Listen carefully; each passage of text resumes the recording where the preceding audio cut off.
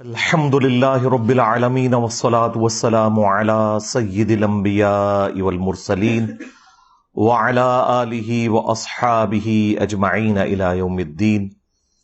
الحمد للہ آج 16 جولائی 2023 کو سنڈے کے دن ہمارا یہ پبلک سیشن نمبر 103 منعقد ہونے جا رہا ہے۔ آپ کے یہ ریئل ٹائم کوسچنز پرچیوں کی شکل میں میرے پاس آ چکے ہیں، انشاءاللہ انہیں ہم بعد میں ڈسکس کریں گے۔ پہلے ایک انٹرنیشنل افیئر، کچھ عرصے سے آپ نے میڈیا میں اس کے حوالے سے کافی ساری خبریں سنی ہوں گی، لیکن میں نے جان بوجھ کے اسے نیگلیکٹ کیا ہوا تھا۔ لیکن اس ایک مہینے میں کافی سارے لوگوں نے مجھے ای میلز کے ذریعے رابطہ کیا کہ آپ اس ٹاپک کو بھی تھوڑا بہت ایڈریس کریں، اسلامک رولنگز اس اعتبار سے ڈسکس کریں۔ جو 18 جون 2023 کو آلموسٹ ایک مہینہ پہلے ایک سبمرسیبل ٹائٹن کا ایک حادثہ ہوا تھا، جو ٹائٹینک بحری جہاز ڈوبا تھا 15 جولائی 1912 کو۔ اس کے ملبے کو، ڈیبریز کو دیکھنے کے لیے وہ لوگ گئے تھے ایک سیاحت کے طور پر۔ اس کے اعتبار سے اسلامک رولنگز کیا ہیں، اس کو انشاءاللہ تعالی میں ڈسکس کروں گا۔ ٹائٹینک آپ کو پتا ہے ایک اتنا بڑا بحری جہاز تھا کہ جس میں آلموسٹ 2 سے 2,500 لوگ بیٹھ سکتے تھے، اور جس شخص نے اسے ڈیزائن کیا اس کا یہ دعویٰ تھا کہ یہ کبھی ڈوبے گا نہیں۔ ظاہر ایک تکبر کا جملہ اس کی زبان سے نکلا، اور پریکٹیکلی پھر آپ نے دیکھا کہ وہ اپنے پہلے ہی سفر میں ڈوب گیا 1912 کے اندر، اٹلانٹک کے اندر، بحر اوقیانوس جسے ہم کہتے ہیں۔ اور اس کے اوپر 1997 میں ہالی ووڈ نے ایک فلم بھی بنائی تھی، وہ کافی زیادہ ہٹ ہوئی۔ وہ فلم ایگزیکٹلی اس طرح نہیں ہے، کچھ اس میں انہوں نے ظاہر ہے کہ ایسی چیزیں بھی داخل کی ہیں جس کی وجہ سے ذرا نوجوان نسل کا انٹرسٹ پیدا ہو جائے، ادروائز وہ جینوئنلی ایک چین تھی مسٹیکس کی جس کا اینڈ رزلٹ ٹائٹینک کے ڈوبنے پہ ہوا۔ اس کے حوالے سے مختلف آپ کو ویلاگز لوگوں کے مل جائیں گے، پھر میں وہ ریفر کروں گا دھروو راٹھی کو، جو ہمارے پڑوسی ملک انڈیا کے اندر ایک آپ سمجھ لیں ایجوکیشن کے پوائنٹ آف ویو سے بہت بڑی نعمت ہے۔ انہوں نے اس کے حوالے سے ایک تفصیلی ویڈیو بنائی ہے، وہ آپ دیکھیں۔ آلموسٹ 17 ملین لوگ وہ ویڈیو ان کی دیکھ چکے ہیں، فیکٹس اور فگرز کے ساتھ انہوں نے ساری چیزوں کو ڈسکس کیا۔ بہرحال یہ 1912 میں ٹائٹینک ڈوبا تھا، اور 1980s کے اندر نیشنل جغرافک چینل کے لوگ وہ اپنی ویڈیوز کے اعتبار سے ٹریولنگ کر رہے تھے اوشن میں، تو اسی ایکسپیڈیشن کے دوران انہوں نے اس کے ملبے کو دریافت کیا۔ اس کے بعد سے دنیا میں ایک ہلچل مچ گئی، اور بعض لوگ جن کے پاس پیسہ زیادہ ہوتا ہے ان کی یہ خواہش ہوتی ہے کہ ہم جا کے اسے فزیکلی دیکھیں، حالانکہ دیکھنا کیا تھا انہوں نے، وہ ملبہ ہی تھا۔ بہرحال ایک سلسلہ شروع ہوا، اور جو کیپٹلسٹ ہوتے ہیں وہ تو اس طرح کے مواقع کو غنیمت سمجھ کے اویل کرتے ہیں۔ پھر اس طرح کی کمپنیاں بھی بننا شروع ہو گئیں کہ جو لوگوں کو اس ملبے کی سیر کروائیں۔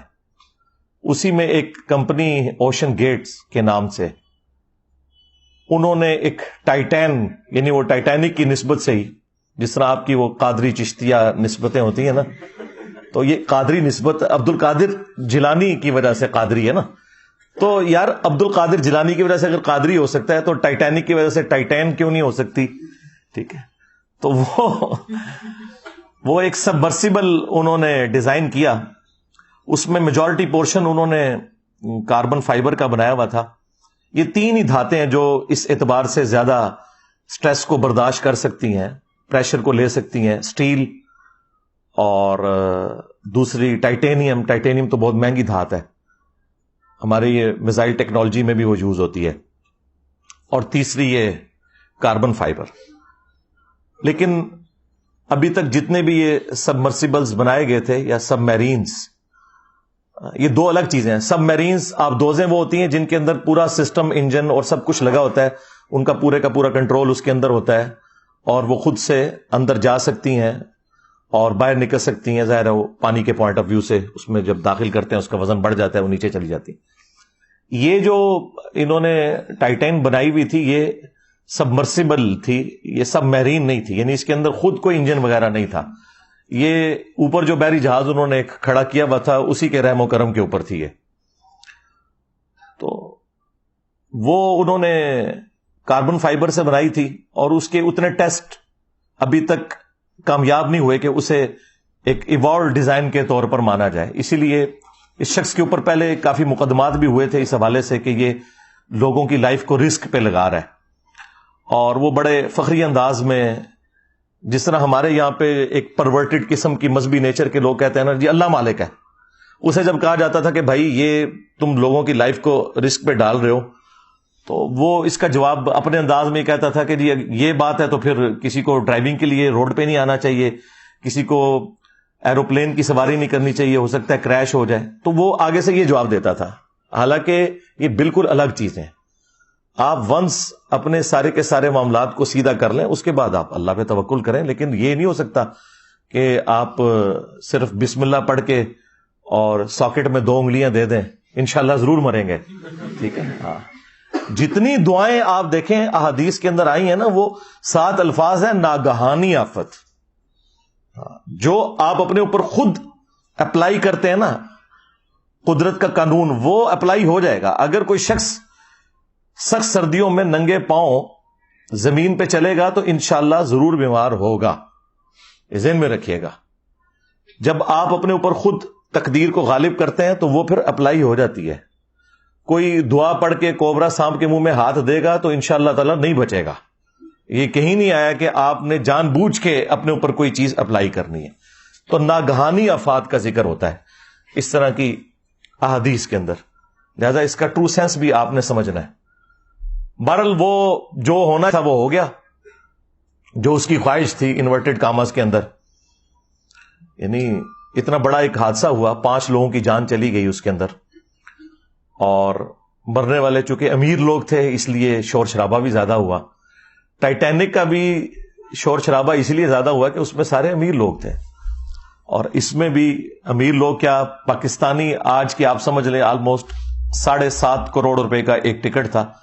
وہ 15 کروڑ میں 2 ٹکٹ خریدے تھے ہمارے وہ جو پاکستانی جو 2 تھے بلینرز, انہوں نے, تو وہ بھی اس میں شہید ہو گئے. بہرحال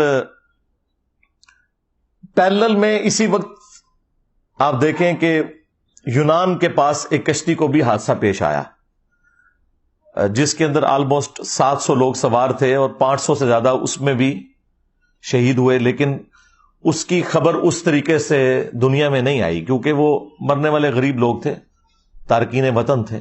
باقی وہ جو انلیگل طریقے سے جا رہے تھے وہ تو چیز غلط ہے, لیکن انسانی جان کی تو حرمت ہے نا.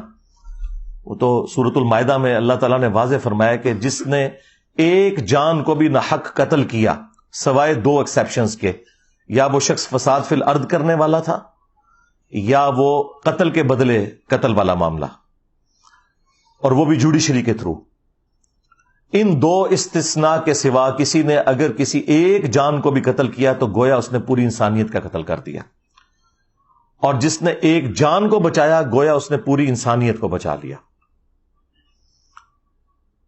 بہرحال وہ غریب لوگوں کا تو اتنا کوئی پرسانے حال نہیں تھا. بعد میں جب تھوڑی بہت ہمارے جیسے جن کو آپ لبرلز کہتے ہیں انہوں نے آواز اٹھائی تو اس کی وجہ سے دنیا کو ہوش آیا کہ یار یہ غریب لوگ بھی مرے ہیں, ان کے بارے میں بھی کوئی خبر آنی چاہیے.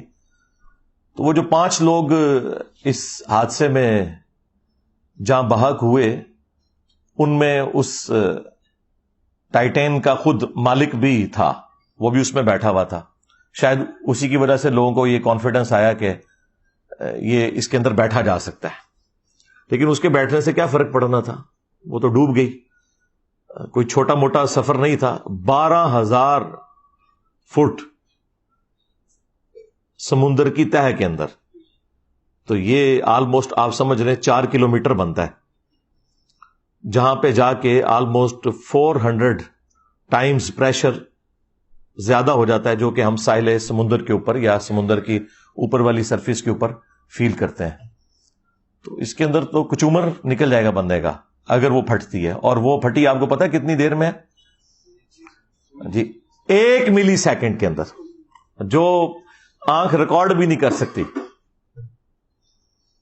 امپلوڈ ہو گئی. ایک ایکسپلوڈ ہونا نا چیز کا کہ پھٹنا ایسے، ایک ہے کہ باہر سے اتنا پریشر لگا کہ اس کا کچھ عمر نکل گیا. اور اس حادثے نے دنیا کو یہ سبق سکھایا کہ جو لوگ یعنی اسباب کو صحیح طریقے سے اڈاپٹ نہیں کرتے اور پھر اس قسم کے جب حادثات ہوتے ہیں تو اس کے بعد سب سے پہلے اپنے آپ کو ملامت کرنا چاہیے. ہاں، اگر آپ نے اسباب صحیح طریقے سے اڈاپٹ کیے اور پھر کوئی ایک حادثہ ہو جائے وہ ایک معاملہ الگ ہے. اس کے بارے میں تو واضح حدیث موجود ہے صحیح مسلم کے اندر، اے ابو ہریرہ جو چیز تجھے نفع دے اس کے لیے خوب کوشش کرنا، کاہلی نہ کرنا، سستی نہ کرنا، اور پھر اللہ سے مدد طلب کرنا. یہ نہیں ہے کہ آپ خالی پیپر کے اوپر دروشی پڑھ کے پھونک کے آ جائیں، انشاءاللہ فیل ہو جائیں گے. جو چیز تجھے نفع دے اس کے لیے کوشش کرنا، سستی نہ کرنا، کاہلی نہ کرنا، اور پھر اللہ سے مدد طلب کرنا. پھر بھی اگر رزلٹ تیرے خلاف آئے تو پھر کہنا جو اللہ کی مرضی. پھر آپ نے یہ کہنا جو اللہ کی مرضی، اور یہ نہ کہنا کہ اگر یہ ہو جاتا تو اگر وہ ہو جاتا. اگر مگر شیطان کا دروازہ کھول دیتا ہے. یعنی اس کا مطلب یہ نہیں کہ آپ اپنے اس اسکیجول کو ریوزٹ نہیں کر سکتے، وہ کریں آپ ضرور، لیکن ہوتا ہے نا بعض لوگ پیڑ ڈال کے بیٹھ جاتے ہیں کہ بس میری زندگی ختم ہی ہو گئی جی، بس میرے کو ہو گیا جی. یہ معاملہ نہیں ہونا چاہیے جو آپ بالکل ایک روگ لگا کے بیٹھ جاتے ہیں. کوشش پوری کریں، اپنی طرف سے محنت پٹ کریں، اور اس کے بعد معاملات اللہ کے اوپر چھوڑ دیں. بل یہاں پہ وہ حادثہ ظاہر ایک تکلیف دہ چیز ہے، اور پاکستانیوں کے لیے اس اعتبار سے بھی تھا کہ پاکستانی بھی اس میں بیٹھے ہوئے تھے، اور اس کی وجہ سے ہماری خبروں کے اندر بھی وہ مسلسل چلتا رہا کہ جی اب اتنے گھنٹوں کی آکسیجن رہ گئی ہے اور اب یہ ہونے والا ہے اور وہ ہونے والا ہے. الٹیمیٹلی وہی خبر آئی کہ جو نہیں آنی چاہیے تھی، لیکن بہرحال ایک معاملہ ہو گیا، حادثہ ہوا. اب اس کے اوپر اسلامک رولنگز کیا ہیں؟ سب سے پہلے تو آپ یہ سمجھ لیں کہ یہ جتنا فزیکل فینومینا آف نیچر ہیں، قانون قدرت ہیں، یہ اللہ تعالیٰ کے بڑے محکم قوانین ہیں. اور اگر یہ قوانین اس طریقے سے نہ چل رہے ہوں تو کوئی بھی سائنٹیفک انوینشن پاسبل نہ ہو. اگر آگ 10 دفعہ جلانے کے اوپر صرف 5 دفعہ جلے اور 5 دفعہ نہ جلے، پروبیبلٹی اس کی 50% ہو، تو پھر آپ کوئی انجن ڈیزائن نہیں کر سکتے، نہ ڈیزل انجن نہ پیٹرول انجن. یہ بڑے محکم قوانین ہیں. البتہ اللہ تعالیٰ ان قوانین کا کوئی پابند نہیں ہے، اس سے یہ باہر نہیں ہے. اسی لیے پوری انسانی تاریخ میں اکا دکا مرتبہ اللہ تعالیٰ نے اپنے قانون قدرت صرف پروفٹس کے لیے توڑے، اور اس کی وجہ یہ تھی کہ اللہ تعالیٰ نے ان کی نبوت کو منوانا تھا. لہذا ان چیزوں کو ایز اے رول نہیں آپ پیش کر سکتے. کوئی شخص یہ نہیں کہہ سکتا کہ میں بھی عیسیٰ ابن مریم کی طرح اولاد چاہتا ہوں اور میں نے شادی نہیں کرنی. تو وہ سیدہ مریم کے لیے خصوصیت تھی، اسے اسلام نے کبھی رول بنا کے پیش نہیں کیا. چونکہ یہ گاڈ کے قوانین ہیں تو گاڈ اپنے قوانین توڑ سکتا ہے، لیکن رول کے طور پہ یہ نہیں ہے. وہ ابراہیم علیہ السلام کے لیے ایک ہی دفعہ آگ ٹھنڈی ہوئی ہے، موسیٰ علیہ السلام کے لیے سمندر میں راستہ ایک ہی دفعہ بنا ہے. اس کے بعد تو مطلب یہ معاملات نہیں ہوئے ہیں، لوگ شہید ہی ہوئے ہیں. رومن امپائرز کی بیٹل فیلڈز کے اندر کئی صحابہ کرام ہیں جنہیں تیل کے کڑاؤں میں زندہ جلایا گیا ہے، روسٹ ہو گئے ہیں، نہیں بچے. کتنے ہیں جو سمندر میں ڈوب کے غرق ہو گئے، نہیں بچے. تو یہ معاملات جنرل رول نہیں ہے. جنرل رول اللہ تعالیٰ کے جو ہے وہی فزیکل فینومینا آف نیچر ہے، اور وہ اسی طریقے سے چلتے ہیں اور ان کے اوپر کسی کا زور نہیں ہے. وہ آپ نے تمام اسباب اڈاپٹ کرنے ہیں. دیکھیں اللہ تعالیٰ ان تمام چیزوں کو اپنی طرف منسوب کرتا ہے. وَلَهُ الْجَوَارِ الْمُنْشَآتُ فِي الْبَحْرِ كَالْأَعْلَامِ، اور اسی کے ہیں جہاز جو سمندروں میں تیر رہے ہیں پہاڑوں کی مانند. وہ اس وقت بڑے بڑے بادبان والے جہاز ہوا کرتے تھے. تو اللہ نے فرمایا یہ میرے ہیں جو کہ یہ تیر رہے ہیں، اور یہ اللہ کے حکم سے تیر رہے ہیں. یہ سارے کے سارے معاملات اللہ تعالیٰ اپنی طرف اس لیے منسوب کرتا ہے کہ فزیکل فینومینا آف نیچر جو ہے، جو قدرت کے قوانین ہیں، یہ اللہ تعالیٰ نے محکم بنائے ہیں. اگر یہ چیزیں نہ ہوں تو کوئی بھی چیز پاسبل نہ ہو. وہ ہمارے ایک فزکس کے پروفیسر ہیں ہود بھائی، وہ کہتے ہیں میں جہاز میں بیٹھا ہوا تو ایک بندے سے میں نے پوچھا یہ جہاز کون اڑا رہا ہے؟ تو اس نے کہا اللہ اڑا رہا ہے. تو وہ کہنے لگے کہ دیکھیں لوگ ہر چیز کو اس طرح منسوخ کرتے ہیں، تو ایک پورشن تو اس کا درست ہے، اللہ ہی اڑا رہا ہے. آج بوئنسی ختم ہو جائے تو یہ ہوائی جہاز نہیں اڑ سکتے. ایئر پاکٹس، میں نے خود سفر کیا ہے، بعض اوقات ایئر فلائٹ کے دوران ایئر پاکٹس آتی ہیں اور سینکڑوں فٹ اچانک جہاز نیچے آ جاتا ہے کیونکہ نیچے ہوائی غائب ہوئی ہوتی ہے وہاں پہ. تو یہ فورس آف بوئنسی اللہ تعالیٰ نے رکھی ہے. سائنس جو ڈیل کرتی ہے نا وہ فزیکل فینومینا آف نیچر سے کرتی ہے. ہاں، اور یہ سائنس کی عاجزی ہے کہ وہ اس سے پیچھے نہیں جاتی. وہ آپ کو یہ بتائے گی کہ یہ جو زلزلہ آتا ہے یہ ٹیکٹونک پلیٹس کی ڈسٹربنس کی وجہ سے آتا ہے. اب ان سے یہ پوچھیں کہ یہ ایسا کیوں ہوتا ہے اور کس وقت میں ہوتا ہے، وہ کہتے ہیں it is physical phenomena of nature. اسی کے اندر تو قیامت مضمر ہے. یہ کون ڈیسائیڈ کرتا ہے؟ تو ہر فزیکل فینومینا کے پیچھے الٹیمیٹ ریزن گاڈ ہے. God is the only explanation of all the physical phenomena in this universe. ہم تو صرف ڈسکوریز کرتے ہیں. نیوٹن نے ڈسکوری کی ہے کہ گریویٹیشنل فورس ہے جو کہ کوئی بھی دو میٹیریل باڈیز ہیں وہ آپس میں ایک دوسرے کو اس فورس کی وجہ سے کھینچ رہی ہیں، جو ڈائریکٹلی پروپورشنل ہے ان کے ماسز کے اور انورسلی پروپورشنل ہے ان کے درمیان جو ڈسٹنس ہے اس کے اسکوئر کے. لیکن یہ اس نے دریافت کیا. اس رول نے ان میٹیریل باڈیز کو پیدا نہیں کیا. ہم نے یہ دریافت کیا ہے کہ ود ریسپیکٹ ٹو زمین سورج مشرق سے طلوع ہو کر مغرب میں غروب ہوتا ہے. ویسے تو وہ طلوع اور غروب نہیں ہوتا، لیکن یہ ود ریسپیکٹ ٹو ارتھ ہے ایک کامن آبزرویشن کے اندر. لیکن اس رول نے سن کو پیدا نہیں کیا. اسی طریقے سے انڈے میں سے چوزا نکلنا یہ ہماری آبزرویشن ہے. اس آبزرویشن کو ہم جتنا بھی ڈیپ ڈگ کریں الٹیمیٹلی ہم کہتے ہیں فزیکل فینومینا آف نیچر ہے. ایسا ہی ہوا کرتا ہے. تو یہ جہازوں کو اللہ نے اپنی طرف منسوب کیا ہے. اگر فورس آف بوئنسی نہ ہو فلوئڈ کے اندر تو کوئی بھی چیز تیر نہیں سکتی، نہ ہوا کے اندر اور نہ سمندروں کے اندر. آپ کو پتا یہ ارشمیدس جو تھا، ارکمیڈس، ہم اردو میں ارشمیدس کہتے ہیں، یہ 300 قبل مسیح اس نے یہ دریافت کی تھی فورس آف بوئنسی. اس وقت وہ ٹب میں نہا رہا تھا اور جب اس طرف اس کا دماغ گیا، نہ تو لوگ صدیوں سے رہے تھے، بس جس کے اوپر اللہ تعالیٰ قدرت کے قوانین کھول دے، تو وہ اتنا خوش ہوا کہ وہ بغیر کپڑوں کے ہی اٹھ کے باہر نکلا کہ میں نے پا لیا. کیا پا لیا؟ اس رول کو اس نے سمجھ لیا کہ یہ جو فورس اوپر کی طرف لگتی ہے اس کی کیلکولیشن کیسے ہوگی فورس آف بوئنسی کی، اور اس کے اوپر ہی آج سارے کے سارے معاملات چل رہے ہیں. ایک سوئی سمندر میں ڈوب جاتی ہے لیکن لاکھوں ٹن وزنی جہاز نہیں ڈوبتا. کیوں؟ کہ وہ فورس آف بوئنسی کا جو قانون ہے اس کو مد نظر رکھتے ہوئے بنایا جاتا ہے. فورس آف بوئنسی یہ ہے کہ جب بھی کوئی فلوٹنگ آبجیکٹ سمندر یا پانی میں رکھا جائے تو جب وہ پانی کے اندر ڈوبنے لگتا ہے، یہ پانی کے اوپر رکھا جاتا ہے تو وہ پانی کو ڈسپلیس کرتا ہے. وہ جتنا پانی ڈسپلیس کرتا ہے، آپ دیکھتے ہیں بحری جہاز بھی کچھ ڈوبا ہوا ہوتا ہے کچھ باہر نکلا ہوتا ہے، وہ جتنا پانی ڈسپلیس کرتا ہے نا، اس پانی کا جتنا وزن ہے نا، اس وزن کے برابر فورس اوپر کی طرف لگتی ہے. اسے فورس آف بوئنسی کہتے ہیں. اگر وہ فورس اس جہاز کے وزن کے برابر ہو پھر تو وہ جہاز تیر سکتا ہے، یا زیادہ ہو تب تو تیر سکتا ہے. لیکن اگر جہاز کا وزن اس سے زیادہ ہو جائے پھر جہاز ڈوب جائے گا. تو بحری جہاز یہ آپ کو دیکھنے میں سٹیل کی سٹرکچر نظر آ رہی ہے لیکن اندر سے ہالو بنائے جاتے ہیں تاکہ جو اتنا بڑا سرفیس ایریا ہے اس کے اندر اس کا وزن کم ہو، اس کی ڈینسٹی کو کم کرنے کے لیے.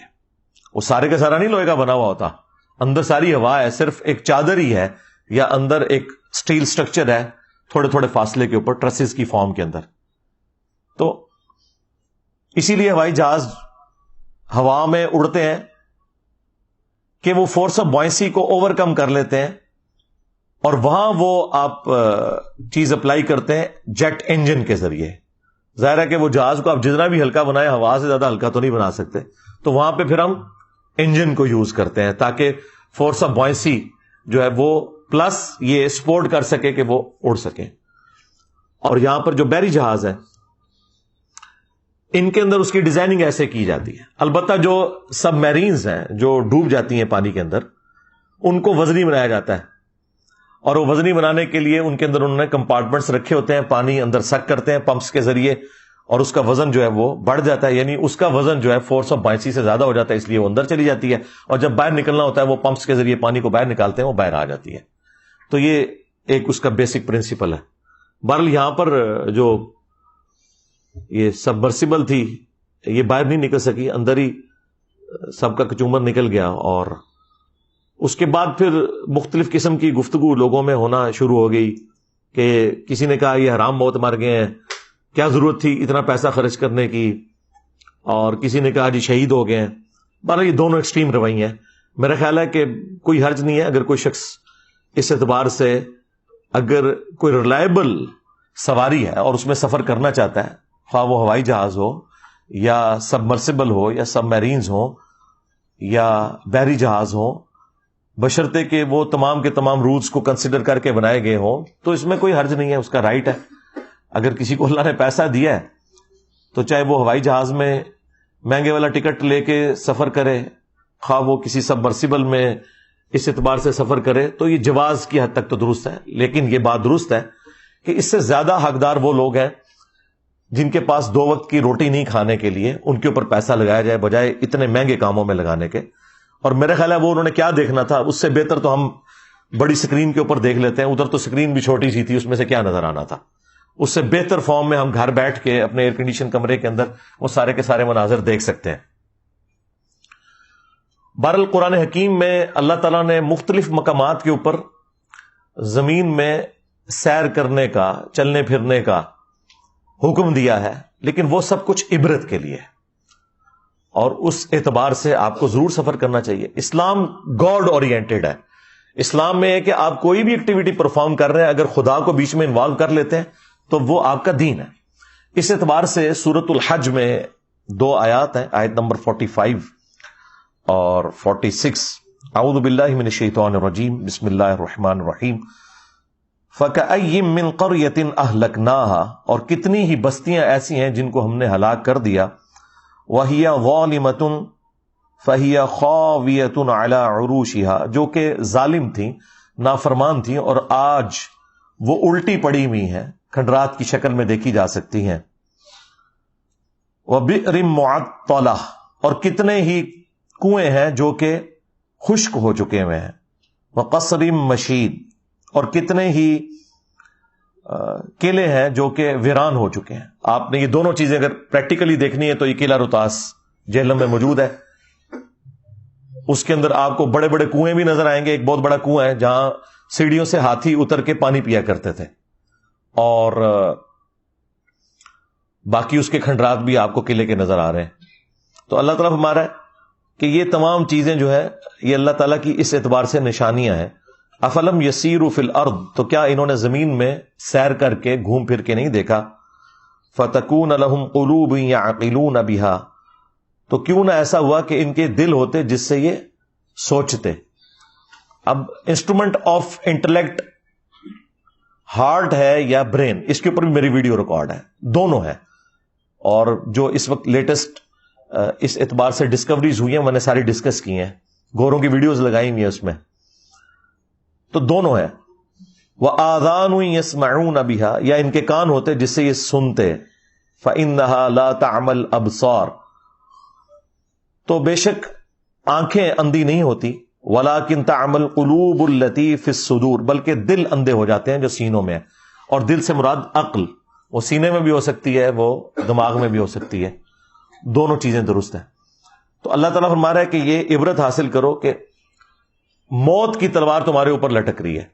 اس اعتبار سے ٹائٹینک کا ملبہ ڈیبریز دیکھنا وہ بھی اسی کیٹیگری میں فال کرتا ہے کہ اتنی وجاہت کے ساتھ لوگ نکلے تھے اور موت کا شکار ہوئے۔ اس سے آپ عبرت حاصل کریں، انہیں کوئی برا نہیں کہنا، لیکن اس میں احتیاط کا پہلو اپنی جگہ ہونا چاہیے. وہ قرآن میں واضح یونیورسل ٹروتھ آیا ہے, وَلَا تُلْقُوا بِأَيْدِيكُمْ إِلَى التَّهْلُكَةِ, اپنے ہاتھوں سے اپنے آپ کو ہلاک مت کرو. کوئی بھی کام جو آپ کو موت کی طرف لے جائے بے احتیاطی والا, وہ اسلام نے حرام کیا ہے. اسی کے تحت میں نے کہا کہ سگریٹ پینا حرام ہے, کیونکہ یہ سلو پوائزننگ ہے.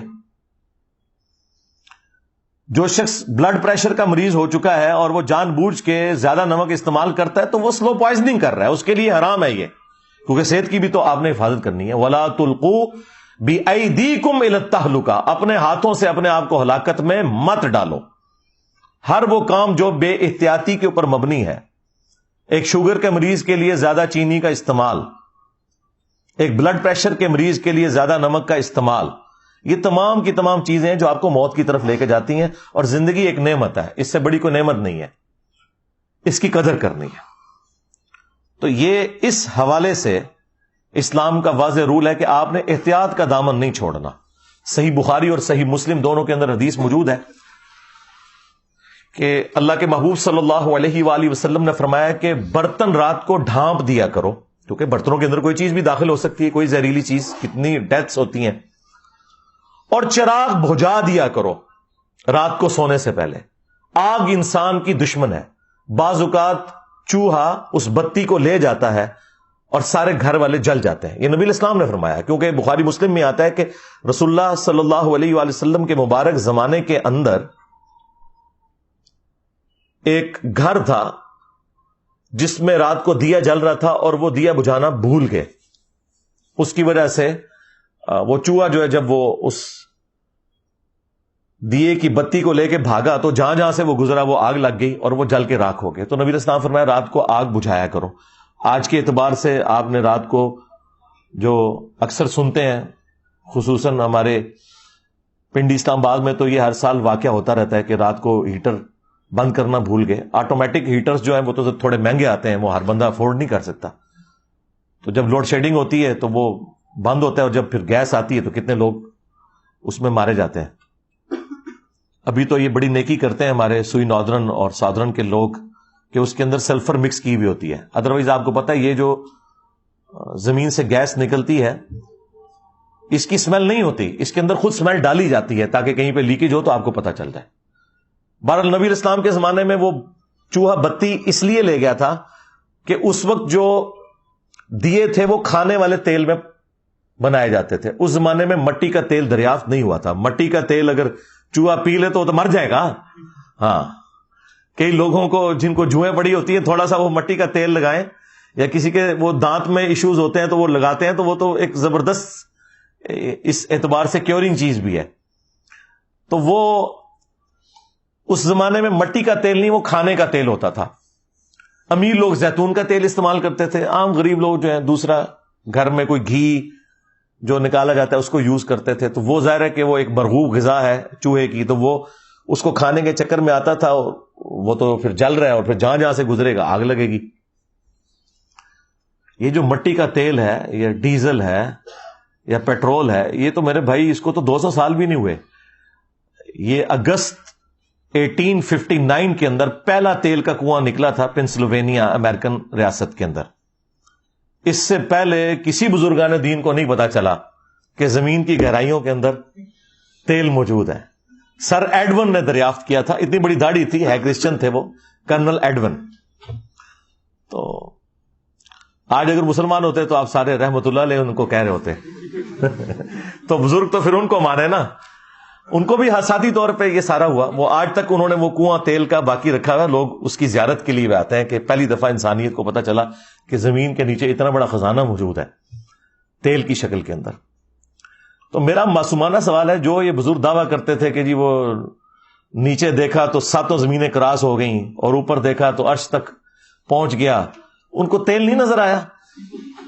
اور جدھر یہ لوگ جایا کرتے تھے مکہ مدینے کے اندر, وہاں تو 1960s میں جا کے تیل نکلا ہے. یہ بزرگ وہاں جا کے کیا کرتے رہے ہیں, ان سے کیوں نہیں تیل نکلا؟ تو اس کا مطلب یہ بالکل جھوٹ بولتے ہیں آپ سے. دنیا کو اللہ نے بقدر ایفرٹ رکھا ہوا ہے, اور یہ اس حوالے سے نبی الاسلام کی ایک حدیث کے سارے معاملات کلیئر کر دے گی. مسلم شریف میں اوپر تلے 3 احادیث موجود ہیں کہ نبی الاسلام کے مبارک زمانے کے اندر نر اور مادہ کا ملاپ کروایا جاتا تھا اچھی کھجور کی پروڈکٹ لینے کے لیے. تو نبی الاسلام ایک جگہ سے گزرے اور لوگ اس طرح کر رہے تھے, تو آپ نے فرمایا ایسا نہ کرو تو کیا ہے؟ ان کا یا رسول اللہ ہماری فصل کم ہوتی ہے.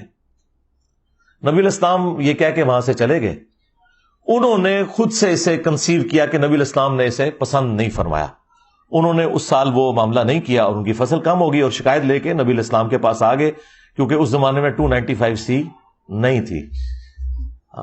ان کا یا رسول اللہ آپ نے مشورہ دیا اور دیکھیں ہماری فصل کم ہو گئی ہے. اور یہ مولانا شریف نہیں ہے, صحیح مسلم شریف ہے, 3 احادیث ہیں, اور اس کے اوپر باقاعدہ باب باندھا گیا ہے کہ کن معاملات میں نبی الاسلام کی اطاعت کرنا واجب ہے اور کس میں نہیں ہے. یہ ہمارے نبی کا ہی حوصلہ ہے. یہاں تو جاہل لوگ ہیں, انہیں مسئلہ نہ بھی پتا ہو تو کوئی نہ کوئی جھوٹ سچ مکس کر کے بتا دیتے ہیں. نبی الاسلام کے پاس جب شکایت آئی تو آپ نے فرمایا میں نے تو منع تو نہیں کیا تھا. ان کا یا رسول اللہ ہم نے تو یہی سمجھا. تو آپ علیہ السلام نے فرمایا کہ اگر میں دین کے حوالے سے تمہیں کوئی مشورہ دوں اللہ کے ریفرنس سے, وہ لے لیا کرو. البتہ تمہارے دنیاوی امور کے اندر اگر میں کوئی مشورہ دوں تو وَأَنْتُمْ أَعْلَمُ بِأَمْرِ دُنْيَاكُمْ, تم دنیا کے کاموں کو مجھ سے بہتر سمجھتے ہو. ذرا نبی الاسلام کا تو ایکسپیرینس نہیں تھا کھجور کی فصل کے اعتبار سے, آپ کا ایکسپیرینس تھا بھیڑ بکریاں چرانے کے اعتبار سے, تجارت کے اعتبار سے.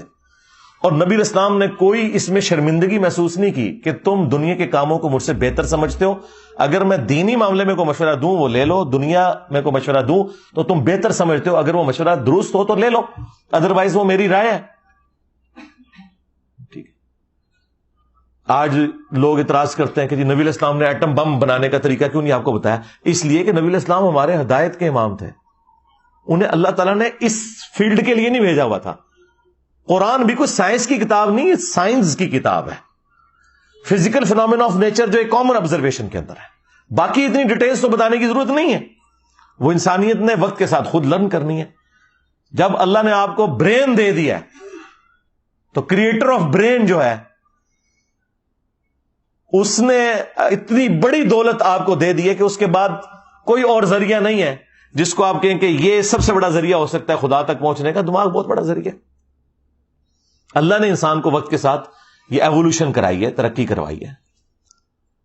بہرحال نبی الاسلام نے کہا کہ میں اگر دنیا کے اعتبار سے کوئی مشورہ دوں تو تم بہتر سمجھتے ہو اپنے کاموں کو. تو یہاں پہ نبی صلی اللہ علیہ وآلہ وسلم نے یہ مشورہ دیا کہ رات کو دیے بجھا دیا کرو. اسی طریقے سے ابو داؤد میں ایک حدیث ہے کہ جو شخص ایسی چھت پر سوئے کہ جس کی منڈیر نہ ہو تو اس کا ذمہ پھر اٹھ گیا, یعنی پھر وہ اس کی ذمہ داری اپنے اوپر ہے. اگر وہ نیند میں چلتے ہوئے یا غلطی سے نیچے گر جاتا ہے, مر جاتا ہے, تو کوئی لینا دینا نہیں, اس نے جان بوجھ کے لیے اپنے لیے ایک موت کا گڑھا کھودا ہے. آپ کو پتا ہے آج سے تقریباً 10-12 سال پہلے مفتی اعظم سعودیہ نے باقاعدہ فتویٰ دیا تھا کہ جو شخص اوور سپیڈنگ کی وجہ سے مر جائے تو گورنمنٹ نے کوئی اس کی بلڈ منی نہیں ادا کرنی, کیونکہ اس نے خودکشی کی ہے. ظاہر ہے بھی یہ چیزیں ڈیزائن ہوئی ہوئی ہیں نا, آپ ان لمٹس کو کراس کرتے ہیں تو اس کا یہ مطلب نہیں ہے کہ اگر آپ 2 دفعہ بچ گئے تو تیسری دفعہ بھی بچ جائیں گے, یہ ضروری تو نہیں ہے. تو اپنی وہ ساری احتیاطیں لے کے چلنی ہے. تو نبی الاسلام کا یہ فرمانا کہ جو بغیر منڈیر کے چھت پہ سوئے اس سے ذمہ اٹھ گیا, اب وہ خود ذمہ دار ہے اپنے معاملات کا. مطلب یہ ہے کہ آپ نے پوری احتیاط کر کے چلنا ہے. ہاں پوری احتیاط کی, اس کے بعد کوئی کیٹاسٹرافک کنڈیشن آ گئی تو ٹھیک ہے, وہ اللہ تعالیٰ کی طرف سے کسی شخص کا دنیا سے ایگزٹ ویسے ہی لکھا ہوا تھا. کسی نے شیر کے منہ میں جانا ہے, کسی نے ایئر کریش کے ذریعے مرنا ہے, کسی نے ہارٹ فیلئر سے مرنا ہے, کسی نے کڈنی فیلئر سے مرنا ہے, کسی نے روڈ ایکسیڈنٹ میں مرنا ہے. تو بہرحال اس طرح جو لوگ مر جاتے ہیں حادثاتی طور پر اسلام کی روح سے تو وہ شہداء ہیں. بخاری اور مسلم دونوں میں حدیث موجود ہے کہ نبی صلی اللہ علیہ وآلہ وسلم نے فرمایا 5 قسم کے لوگ شہید ہیں. نمبر 1 طاعون کے مرض میں, یعنی کوئی بھی یہ جو وبائی امراض ہیں ان میں اس وقت ایک سمبل کے طور پر طاعون تھا. نمبر 2 پیٹ درد سے کوئی مر جائے. نمبر 3 پانی میں ڈوب کے مر جائے. نمبر 4 کسی دیوار کے نیچے دب کے مر جائے, یعنی زلزلے میں جس طرح لوگ مر جاتے ہیں. اور نمبر 5 جو اللہ کی راہ میں لڑتا ہوا مارا جائے. یہ سب کے سب لوگ اللہ کے حضور شہید ہیں. اور ابو داؤد اور سنن نسائی میں ایک اور حدیث موجود ہے اس میں نبی علیہ السلام نے فرمایا جو آگ میں جل کے مر جائے وہ بھی شہید ہے، جو جسم کے اندر کسی پھوڑے کے نکلنے پر مر جائے جس طرح کینسر وغیرہ وہ بھی شہید ہے، اور جو عورت پریگنینسی کے دوران یا ڈلیوری کے دوران فوت ہو جاتی ہے وہ بھی اللہ کے حضور شہید لکھی جائے گی۔ تو اس اعتبار سے ایک شہید والا معاملہ ہے وہ اپنی جگہ ہے، لیکن جان بوجھ کے ایسے معاملات کرنا، اپنے آپ کو ہلاکت میں ڈالنا کہ وہ خودکشی کے زمرے میں آ جائے، تو وہ تو بڑا ایک سخت معاملہ ہے اسلام میں۔ بخاری مسلم میں حدیث موجود ہے، نبی علیہ السلام نے فرمایا کہ جو شخص جان بوجھ کے خودکشی کرتا ہے، سوئیسائڈ کرتا ہے کوئی شخص، پھر نبی علیہ السلام نے اسے ایکسپلین کیا، کوئی شخص تیز دھار کا آلہ اپنے پیٹ میں مارے یا زہر پی لے یا اپنے آپ کو بلندی سے گرا لے، تو جس طریقے سے وہ اپنے آپ کو موت کا شکار کرے گا، جہنم میں یہی عذاب اس کے اوپر مسلط کیا جائے گا، وہ بار بار اپنے آپ کو اسی طریقے سے تکلیف دیتا رہے گا، والعیاذ باللہ تعالی۔ حتیٰ کہ صحیح مسلم میں آئے کہ ایک خودکشی والے کا جنازہ لایا گیا تو نبی علیہ السلام نے کہا کہ میں اس کا جنازہ نہیں پڑھوں گا۔ آپ صلی اللہ علیہ وآلہ وسلم خودکشی والے کا جنازہ نہیں پڑھتے تھے، لیکن چونکہ مسلمان ہے تو جنازہ ہوگا، وہ کافر نہیں ہے، لیکن جو ڈومیننٹ پرسنالٹیز ہیں انہیں پروٹیسٹ کے طور پر ایسے لوگوں کا جنازہ نہیں پڑھنا چاہیے تاکہ ڈسکریج ہو وہ سارا کا سارا معاملہ۔ ہمارے جیلم شہر میں آج سے آلموسٹ 14 سال پہلے میرے ایک اسٹوڈنٹ تھے، آلموسٹ 15-16 سال اس کی عمر تھی، اس نے حفظ کیا ہوا تھا، دعوت اسلامی کے وہ مدرسے میں پڑھتا تھا، تو نیا نیا میرے درس میں آنا شروع ہوا، پھر اس کے ساتھ کوئی ایسے معاملات ہوئے تو اس نے وہ تیزاب پی کے نا وہ خودکشی کر لی۔ جیلم کی تاریخ کا سب سے بڑا جنازہ ہوا تھا، لیکن میں نے جنازہ نہیں پڑھا، حالانکہ وہ اسٹوڈنٹ تھا۔ میں نے کہا میں نے نہیں جانا، اس کی وجہ یہ کہ اس سے تو یہ چیز پھر پروموٹ ہوگی۔ خودکشی والے کا جنازہ نبی صلی اللہ علیہ وآلہ وسلم نے نہیں پڑھا، البتہ صحابہ کرام نے ضرور پڑھا، ظاہر مسلمان ہے اسے دفنانا ہے، اور اگر اللہ چاہے تو اس کی مغفرت بھی کرے۔ وہ مسلم شریف میں ایک حدیث موجود ہے، ایک صحابی تھے سابقون الاولون میں سے، ہجرت مدینہ انہوں نے کی ہوئی تھی، تو انہیں کوئی بیماری ایسی لگ گئی کہ انہوں نے پھر خودکشی کر لی، اپنی ہاتھ کی رگیں کاٹ لی۔ اسی دوران وہ جب مر گئے تو کچھ عرصے بعد ایک دوسرے صحابی تھے، انہوں نے انہیں خواب میں دیکھا، اور خواب میں دیکھا کہ ان کی حالت تو ٹھیک ہے لیکن وہ ہاتھ انہوں نے کپڑے سے باندھا ہوا ہے اور چھپایا ہوا ہے۔ تو وہ کہتے ہیں میں نے اسے پوچھا تمہارے ساتھ کیا معاملہ ہوا؟ انہوں نے کہا اللہ نے مجھے بخش دیا ہجرت کی وجہ سے، نبی علیہ السلام کے ساتھی ہونے کی وجہ سے، البتہ یہ میرا ہاتھ جو ہے نا یہ اللہ نے ٹھیک نہیں کیا، کیونکہ اللہ نے فرمایا یہ تم نے خود خراب کیا تھا۔ تو یعنی بخشنے کے باوجود یہ معاملہ چل رہا ہے۔ پھر نبی علیہ السلام نے ان کے لیے دعا کی کہ اے اللہ اس کے ہاتھ کو بھی درست کر دے، تو حضور کی دعا کا چلے کوئی حصہ مل گیا۔ ادروائز اس سے یہ بھی پتا چلا کہ نبی علیہ السلام نے خودکشی والے کے لیے دعا کی ہے مغفرت کی، اس میں کوئی حرج نہیں ہے، دعا کی جا سکتی ہے، لیکن یہ عمل ایسا ہے کہ اسے ڈسکریج کرنا چاہیے، اس کو پروموٹ نہیں کرنا چاہیے، اور جو کوئی اس قسم کی ایکٹیویٹیز پرفارم کرتے ہیں ان کی ان ایکٹیویٹیز کو اس اعتبار سے ڈسکریج کرنا چاہیے تاکہ مستقبل میں کوئی اور اس طرح کی ایکٹیویٹی پرفارم نہ کرے خودکشی کرنے والی۔ میں نے ہر اینگل سے اسے اس حوالے سے ڈسکس کیا ہے تاکہ جو ایکسٹریم رویے ہیں وہ اپنی جگہ سیٹل ہو جائیں۔ بعض لوگ جو ہیں وہ اسی شہادت کی کیٹیگری میں فال کروا رہے ہیں کہ جی پانی میں ڈوب کے مر گئے ہیں، اور بعض لوگ کہہ رہے ہیں نہیں انہوں نے خودکشی کر لی ہے، انہوں نے جان بوجھ کے ایسا معاملہ کیا ہے۔ بعض لوگ کہہ رہے ہیں کہ جی وہ فضول خرچی والا ایک ایلیمنٹ بیچ میں آ گیا۔ یہ ساری چیزیں اپنی جگہ درست ہیں، لیکن اگر کسی شخص کے پاس حلال کا مال ہے اور وہ اپنے اوپر خرچ کرنا چاہتا ہے تو اس کے اوپر کوئی ممانعت نہیں ہے۔ البتہ ایسا نہیں ہونا چاہیے کہ کوئی ایسا راستہ اڈاپٹ کرے کہ اس کی وجہ سے وہ موت کے منہ میں چلا جائے جان بوجھ کے۔ ہاں اگر احتیاط پوری کی ہوئی ہے تو ٹھیک ہے، کوئی حرج نہیں، اس کے بعد اگر کوئی شخص اس طرح کے حادثے کا شکار ہوتا ہے تو کوئی ایسا معاملہ نہیں ہے، لیکن اپنی طرف سے احتیاط پوری ہونی چاہیے۔ تو یہ میں نے ایک ادھار تھی گفتگو، میں نے اس وقت اس لیے نہیں کی کہ میں کوئی اس کو اتنی انٹرسٹ کی چیز سمجھ نہیں رہا تھا، کیونکہ ظاہر ہے ڈسکشن بھی اتنی ہو رہی تھی میڈیا کے اندر، لوگوں کو سمجھ آ رہی تھی کہ یہ کیا ہوا، لیکن اس کا یہ والا جو ایک پہلو تھا اسلام کے پوائنٹ آف ویو سے کیا اوپینین ہونا چاہیے اس قسم کی سیاحت کا، اور خدا نخواستہ اس دوران کوئی مارا جائے۔ اسی طریقے سے لوگ جو ہے یہ کوپہمائی والا معاملہ بھی کرتے ہیں، کوئی حرج نہیں ہے لیکن گریجولی کریں۔ اب یہ کوئی بہادری نہیں ہے کہ بغیر آکسیجن کے جی اتنے میں نے بلندی پہ چلا گیا ہوں. یعنی اپنی احتیاط تو ساری کی ساری کرنی ہے. ہماری انجینئرنگ کی فیلڈ کے اندر بھی یعنی میں تو کسی کو اس طرح کام کرتے ہوئے دیکھوں تو میں اسے ڈانٹتا ہوں. کوئی گرائنڈر چلا رہا ہے اور اس نے چشمہ نہیں لگایا ہوا, ٹھیک ہے, اسی طریقے سے ماسک نہیں پہنا ہوا, تو یہ آپ انہیل کر رہے ہوتے ہیں ہر چیز, اور بعض اوقات پھر آپ کو پتا ہے کوئی اتنی سی چھوٹی سی ایک ڈیبری ٹوٹ کے کسی مٹیریل کی آنکھ میں جا کے لگتی ہے, بینائی ضائع ہو جاتی ہے. تو اس سے پہلے آپ وہ احتیاط کیوں نہیں کرتے؟ اسی طریقے سے جو مشین کے اوپر کھڑے ہونے والے لوگ ہیں انہیں بالکل یہ شلوار قمیض نہیں پہننی چاہیے. کتنے لوگوں کی ڈیتھ ہوگی اس کی وجہ سے. وہ مخصوص لباس ہے جو آپ نے پہننا ہے. موٹر بائک پہ آپ بیٹھے ہوئے ہیں تو آپ نے ہیلمٹ کا استعمال ضرور کرنا ہے, اور وہ خالی اوپر پہننا نہیں ہے, اس کو نیچے سے ایسے لاک بھی کرنا ہے تاکہ جب آپ زمین پہ گرے ہیں تو وہ ہیلمٹ آپ کے سر کو بچائے. ادروائز اگر یہ لاک نہیں ہوگا تو ہیلمٹ پہلے اتر کے سائڈ پہ ہوگا, سر آپ کا پھر زمین کے اوپر لگ جائے گا. اس طریقے سے اگر گاڑی میں بیٹھے ہوئے ہیں تو سیٹ بیلٹ آپ نے باندھنی ہے. میں جب بھی بیٹھتا ہوں, ڈرائیور باندھے نہ باندھے, میں نے ضرور باندھنی ہوتی ہے اگر میں فرنٹ سیٹ پہ بیٹھا ہوں. آپ نے اپنی احتیاط پوری کرنی ہے, اس کے بعد اللہ کی مرضی. لیکن اگر آپ احتیاط نہ کریں اور آپ کہیں میں دعاؤں کے بلبوتے کے اوپر یہ سارے کے سارے معاملات چلاؤں گا, تو میرے بھائی ایسا نہیں ہوا کرتا. بالکل ایسا نہیں ہوتا, ایسا تو نہیں ہوتا. ہاں, وہ سارے کے سارے معاملات آپ نے لے کے چلنے ہیں. آپ دیکھیں نبی علیہ السلام نے میدان جنگ میں خود پہنا ہے, وہ سر کے اوپر ٹوپی پہنی جاتی تھی لوہے کی, ٹھیک ہے, زرہ بھی استعمال کی ہے, ہر چیز کی ہے. اس کے بعد آپ اللہ کے اوپر توکل کریں. ایسا نہیں ہو سکتا کہ آپ بسم اللہ پڑھ کے تو جناب میدان جنگ میں اتر جائیں اور آپ کہیں کہ جی اللہ بچائے گا. اس طرح نہیں ہے. وہ اللہ نے تو بچانے کے اسباب آپ کو بتائے ہوئے ہیں, لیکن آپ خود اگر اپنے آپ کو موت کے منہ میں دھکیلیں گے تو پھر اللہ تعالیٰ کی تقدیر ہی آپ کے اوپر غالب آئے گی. جو اللہ تعالیٰ کے رولز ہیں وہ اسی طریقے سے اپلائی ہوں گے.